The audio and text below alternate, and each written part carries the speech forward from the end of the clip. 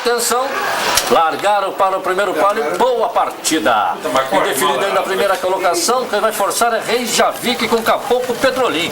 Reijavik então vai para a ponta, Caboclo Petrolim se ataca com Reijavik, os dois brigando pela primeira colocação.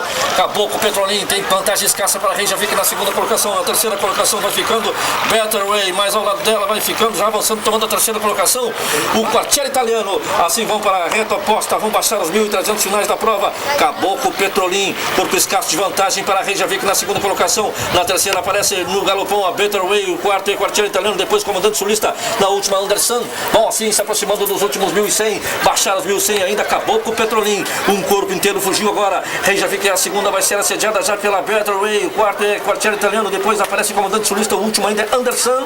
Baixar os 1.000 ainda na ponta, Caboclo Petrolim, sempre um corpo 2 de vantagem. Better Way avança, vai brigar pela segunda colocação, vai tomando a segunda colocação da Reijavik, vai ficar a terceira, é o fim da reta oposta, é a curva do aeroporto, ponteiro é Caboclo Petrolim, ainda um corpo inteiro de vantagem, ainda Reijavik na segunda colocação, a terceira ainda é Better Way com o comandante sulista se aproximando da quarta colocação, depois vai ficando o Quartiere Italiano, o último ainda Anderson.